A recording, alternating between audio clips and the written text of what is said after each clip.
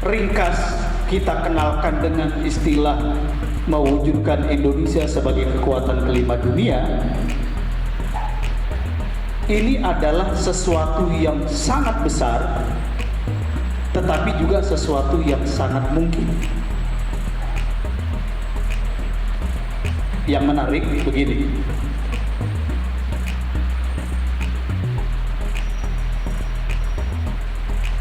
sebelum pimpinan DPN Partai Gelora bersilaturahmi,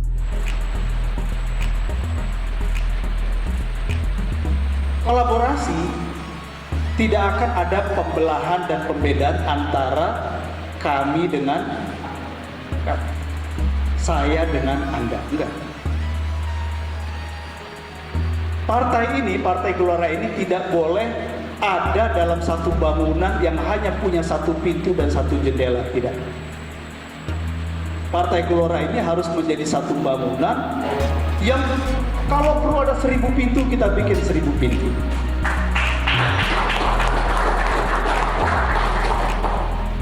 Kenapa?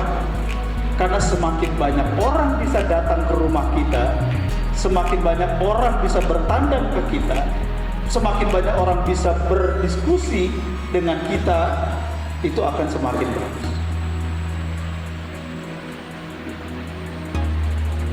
Jadi terminologi kita itu harus lebih kita populerkan. Nah, saudara-saudara sekalian, prinsip kolaborasi ini nantinya akan memudahkan kita di dalam mewujudkan ide-ide besar ini. Ya. Nah, makanya di dalam struktur organisasi DPN kita kembangkan betul pola kerja ini, termasuk di dalam pembuatan bidang-bidang. Ini kebetulan hadir ada Bu Mia di belakang. Ya. Beliau ini ketua bidang jaringan dan kerjasama lembaga. Ketua bidang jaringan dan kerjasama lembaga.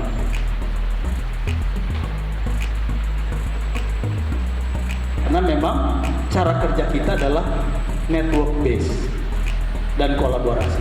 Gitu.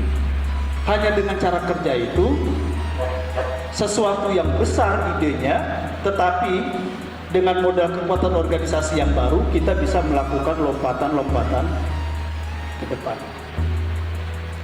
Nah, oleh karena itu, saudara-saudara sekalian, ini juga yang harus kita terjemahkan dalam kerja-kerja politik di level berikutnya. Apakah di tingkat provinsi, di tingkat kabupaten, kota, dan seterusnya. Nah, saudara sekalian, jadi tahun 2023 kita akan betul-betul mempersiapkan organisasi Partai Gelora ini dengan seluruh elemen-elemen kekuatannya untuk menjadi peserta pemilu 2024. Dan batu ujian atau loncatan atau ujian yang ketiga yang berikutnya adalah lulus verifikasi KPU. Ya. Lulus verifikasi KPU. Nah, dalam konteks pilkada saya ingin menyampaikan bahwa alhamdulillah sampai kemarin kita sudah mengeluarkan SK untuk 28 pilkada di berbagai kabupaten kota. Padahal sejatinya secara peraturan SK dari Partai Gelora ini nggak diperluin, karena nggak nambah apa-apa. Ya, Partai Gelora ini kalau pengeluarin SK tidak menambah apa-apa, karena kita bukan pengusung, kita nggak punya kursi, kita nggak punya suara pemilu. Tetapi ada sampai kemarin ada 28 calon kepala daerah di berbagai kabupaten kota minta SK dari Partai Gelora.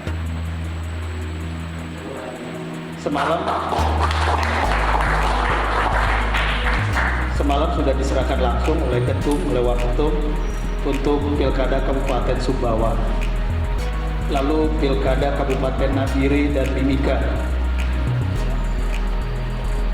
Dan insya Allah besok Ketua Umum akan ikut deklarasi pilkada di Kota Makassar. Dan semua yang minta SK ini sudah menyatakan bahwa ya partai pendukung kami itu definitif salah satunya Gelora dan akan selalu ada di setiap baliho-baliho mereka.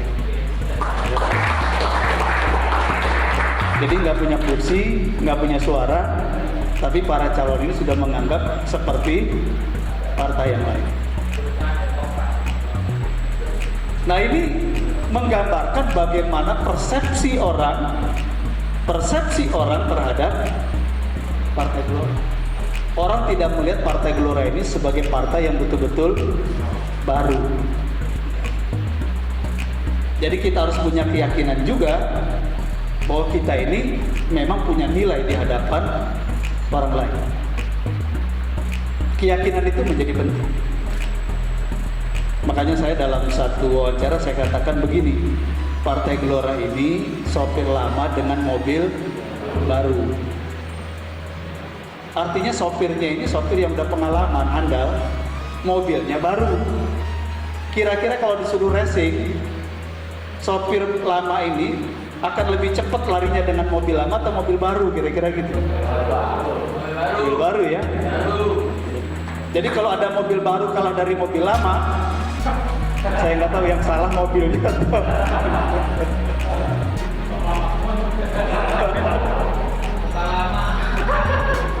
ya.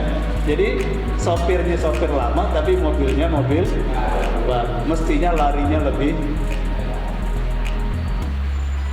Nah, saudara sekalian, untuk Pilkada Depok poin terakhir, satu yang ingin saya sampaikan dan pesankan, bahwa sebelum nanti kerja-kerja untuk Partai Gelora punya calon, apakah calon dari kadernya atau calon dari jaringannya atau kita mendukung pasangan calon yang ada yang lain, yang harus kita pastikan apapun dan siapapun orangnya, maka masyarakat di Kota Depok sudah harus tahu betul apa sih ide yang ingin diperjuangkan oleh Partai Gelora Indonesia untuk pembangunan Kota Depok.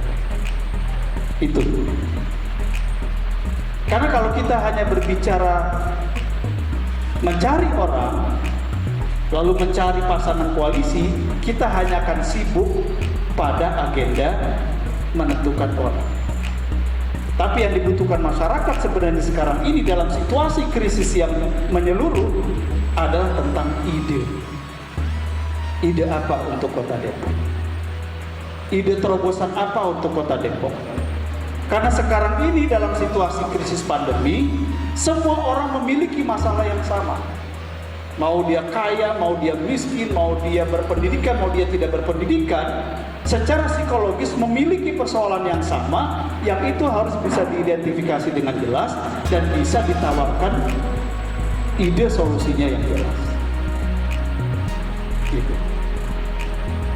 Dan ide itu harus difahami, harus dikenali sebagai ide dari Partai Gelora. Sehingga nanti siapapun yang didukung oleh Partai Gelora, orang kemudian lebih melihat Partai Geloranya karena ide yang sudah disuarakan. Ya.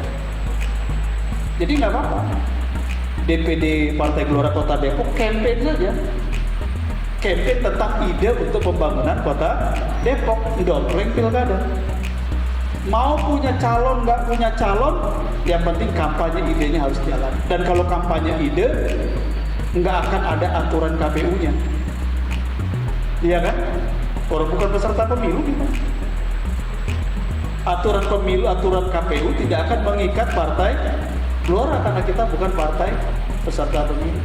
Jadi kampanye saja. Mau door to door juga nggak ada yang larang. Calon partai lain mungkin dilarang, partai lain dilarang, tapi Partai Gelora nggak akan bisa dilarang.